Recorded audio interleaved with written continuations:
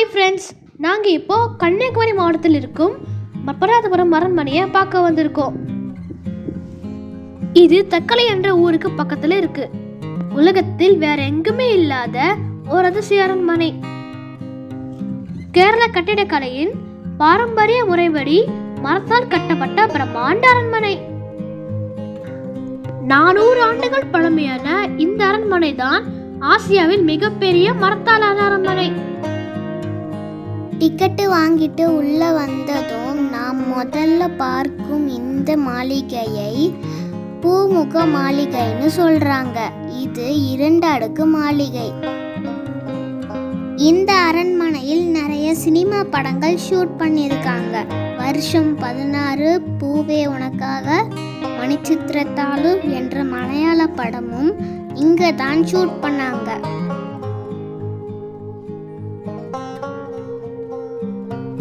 மரத்தாலான இந்த மேற்கூரையில 90 வகையான தாமரை மலர்களை வடிவமைச்சிருக்காங்க. இதுக்கு மேல் தளத்தில் மந்திர சாலை இருக்கு. மந்திர சாலைனா ராஜசபை. நாங்க போனப்ப நல்ல மழை, உள்ள ரொம்ப இருட்டா இருந்துச்சு. இந்த அரண்மனையில லைட்டிங் வசதி எல்லாம் இல்லை. பழங்காலத்துல இருந்தது போலவே இன்னும் இருக்கு. இங்க தான் ராஜாவும் மந்திரிகளும் அமர்ந்து மீட்டிங் போடுவாங்க. இப்ப அடுத்த மாளிகை பார்க்க போறோம். இந்த மாளிகையின் பெயர் வலிய ஊட்டு புறா, அதாவது டைனிங் ஹால். இதுவும் 2 அடுக்கு மாளிகை. மேல் தளத்தில் 1000 பேருக்கும் கீழ்த்தளத்தில் 1000 பேருக்கும் என இங்கு ஒரே நேரத்தில் 2000 பேர் அமர்ந்து சாப்பிடுவாங்களாம். இப்ப நாங்க டைனிங் ஹாலோட கீழ் தளத்தை பார்க்க போறோம்.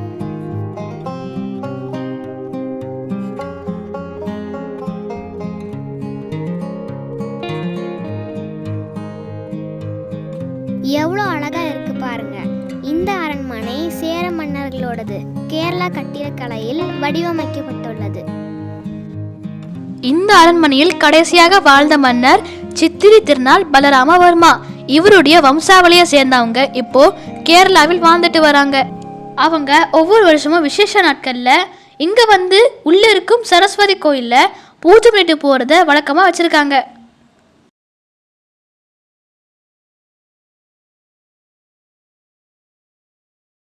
இந்த அரண்மனை தமிழ்நாட்டிற்குள் இருந்தாலும் கேரள அரசின் கட்டுப்பாட்டின் கீழ் உள்ளது. இது கேரள அரசின் தொல்லியல் துறையினால் பராமரிக்கப்படுகிறது. இங்க எல்லா திங்கட்கிழமை விடுமுறை. காலை 9 மணிலிருந்து மாலை 4:30 மணி வரைக்கும் தான் இங்கு பார்வை நேரமாக இருக்கு. இதுதான் டைனிங் ஹாலோட கீழ்த்தளம்.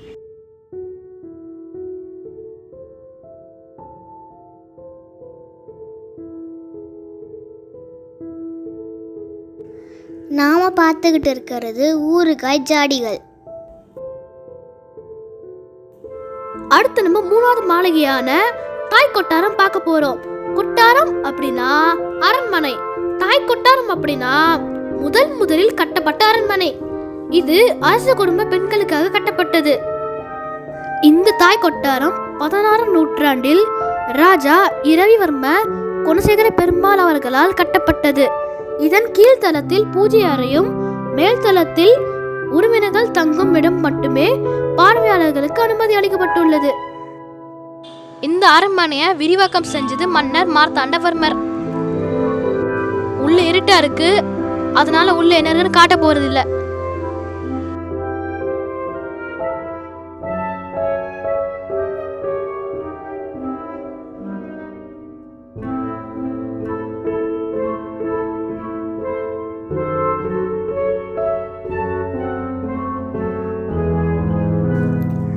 நம்ம 4வதாக பார்க்க போறது உபரிக மாளிகை. இது ராஜாவுடைய மாளிகை. இந்த மாளிகை 3 அடுக்குகளை கொண்டது.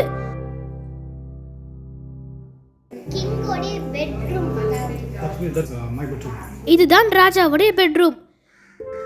இத சப்பர மஞ்சை கட்டுன்னு சொல்றாங்க. இது பல்வேறு மூலிகை மரங்களில் துண்டுகளால் செய்யப்பட்டதுன்னு சொல்றாங்க. இந்த ரூம்க்கு மேல கோவில் இருக்குன்னு சொல்றாங்க.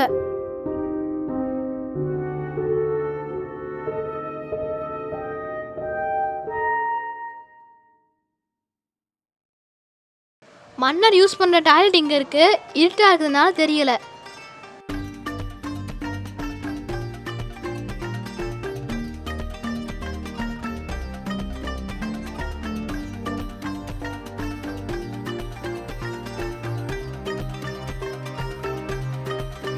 கீழே இறங்கி போறதுக்கு மன்னர் மட்டுமே யூஸ் பண்ணக்கூடிய படிக்கட்டு இங்க வச்சிருக்காங்க.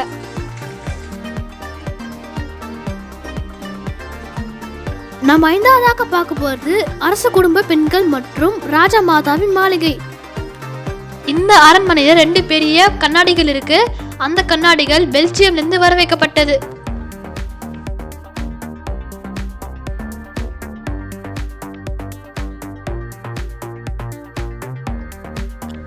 அவசர காலங்கள்ல இங்க இருந்து தப்பிச்சு போக இங்க ஒரு சுரங்கப்பாதை இருக்குன்னு சொல்றாங்க. ஆனா அது எங்க இருக்குன்னு தெரியல. ரொம்ப ரகசியமா வச்சிருக்காங்க.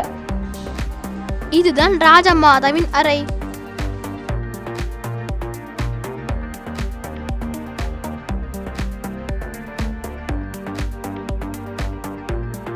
இங்கேயும் கீழே இறங்கி போறதுக்கு ஒரு படிக்கட்டு வச்சிருக்காங்க. 400 வருஷத்துக்கு முன்னாடியே கல்லாலான டாய்லெட் யூஸ் பண்ணிருக்காங்க பாருங்க.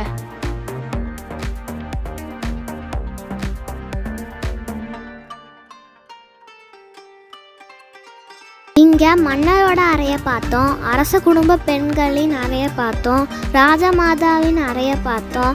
அப்போ ராணியின் அறை எங்கே இருக்குன்னு கேட்டப்ப அங்கே இருந்தவங்க சொன்ன பதில் எங்களுக்கு ஆச்சரியமாகவும் புதுசாகவும் இருந்துச்சு. அவங்க என்ன சொன்னாங்கன்னா, சேர மன்னர்கள் கல்யாணம் பண்ண மாட்டாங்களாம். மன்னர் கூட பிறந்த அக்கா தங்கையின் மகன்தான் அடுத்த மன்னராக வருவாங்களாம். இங்கே ராஜமாதாவை தான் ராணி அம்மான்னு சொல்கிறாங்க. இங்க இருக்கும் மாளிகைகள் எல்லாம் வெளியிருந்து பார்க்க தனித்தனியாக தெரியும். ஆனா உள்ளுக்குள்ள இணைஞ்சிருக்கு. அடுத்தடுத்த மாளிகைக்குள்ள கிராஸ் பண்ணி வரோங்கிறதே தெரியல.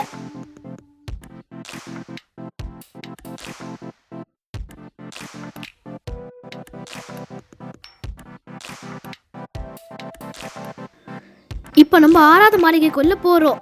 இது ஆயுதங்கள் சேமிக்கும் இடமாக இருந்திருக்கு. ஆயுதங்கள்லாம் இங்கே தான் சேமித்து வைப்பாங்க.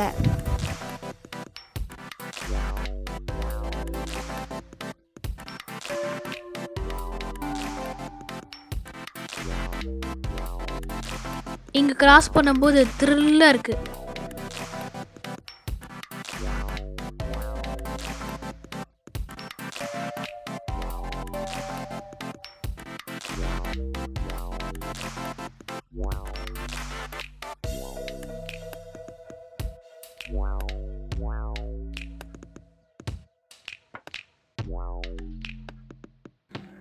இப்போ 7வது மாளிகைக்கு வந்துட்டோம். இதுதான் ஓவிய கலைக்கூடம். இங்கே நிறைய ஓவியங்கள் இருந்துச்சு, ஆனால் இப்போ இல்லை. இதுதான் ஆபீஸ் ரூம். அரசாங்க வேலைகள் எல்லாம் செய்த இடம்.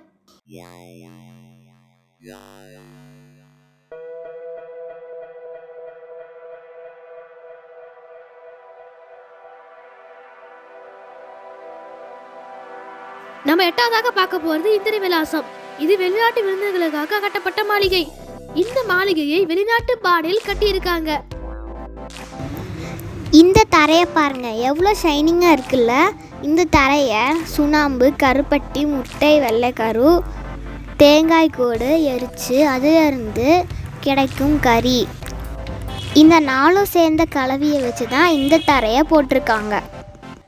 இங்கே ஒரு டாய்லெட் இருக்கு பாருங்க.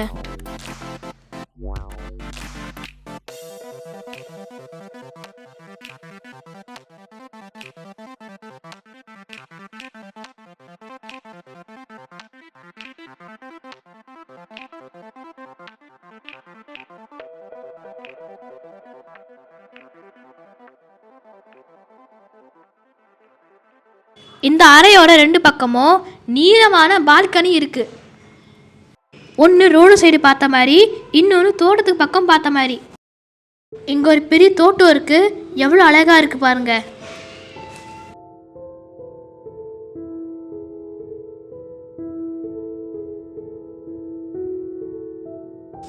இந்த தோட்டம் பக்கத்துல சரஸ்வதி கோயில் இருக்கு பாருங்க.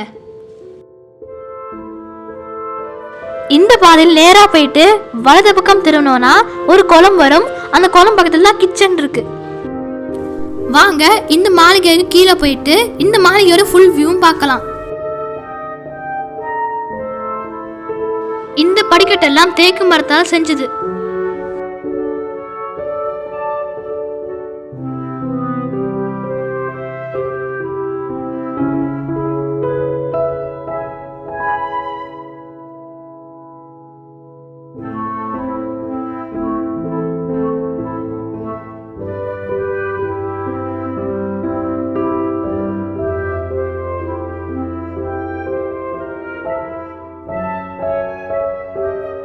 இந்த அரண்மனை உருவாக்க அதிகமா மரங்களை யூஸ் பண்ணிருக்காங்க. இங்க சீலிங் கூட மரத்தால் ஆனதுதான். இந்த மரத்தாலான சீலிங்க்கு மேலதான் அந்த தரைப்பகுதியை மொழிகி இருக்காங்க. எங்களுக்கு இந்த மாளிகையை ரொம்ப பிடிச்சிருந்தது.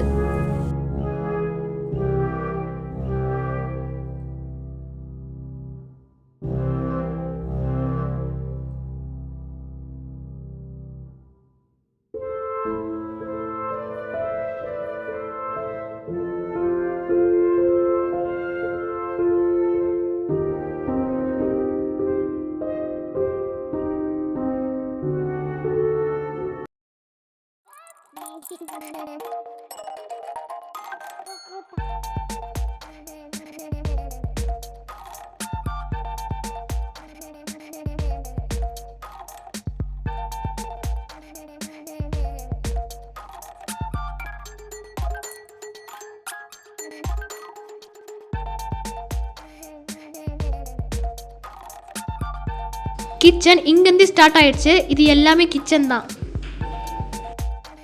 இந்த இடத்த பார்த்தா கிராமத்துக்குள்ள போற ஃபீல் இருக்கு.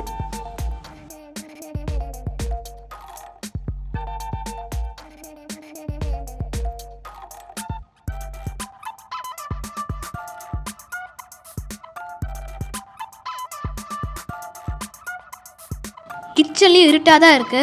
அதனால உள்ள என்ன இருக்குன்னு காட்ட போறது இல்லை.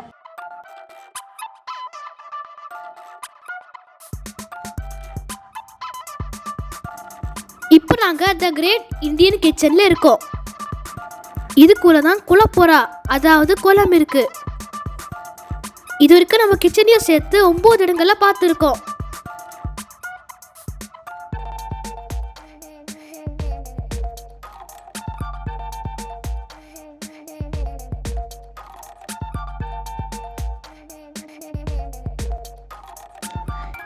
இந்த அரண்மனையை சுற்றி பார்க்க 2 இடங்கள்ல மரப்படிக்கட்டுகளை ஏற வேண்டி இருக்கும். வயசானவங்க சிலர் படிக்கட்டு ஏற முடியாமல் பார்க்காமலே வெளியே போனாங்க. அப்படிப்பட்டவங்க இங்கே வராதிங்க. இந்த வீடியோவை பார்த்து லைக்கோ சப்ஸ்கிரைபோ பண்ணிடுங்க. இங்கே இருக்கும் மற்ற மாளிகைகளை பார்க்க அனுமதி இல்லை.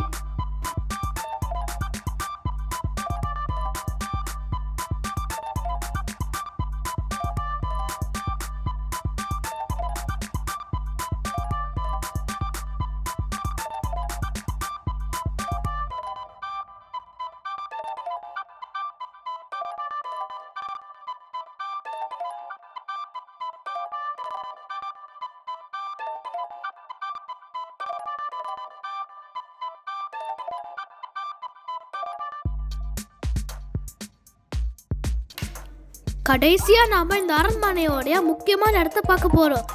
அதுதான் நவராத்திரி மண்டபம். இந்த நவராத்திரி மண்டபம் கேரள கட்டிடக்கலையில் இல்லாம திராவிட கட்டிடக்கலையில் கட்டப்பட்டிருக்கு. நடன நிகழ்ச்சி இங்கதான் நடக்கும். இதை ஒட்டி சரஸ்வதி கோயில் இருக்கு.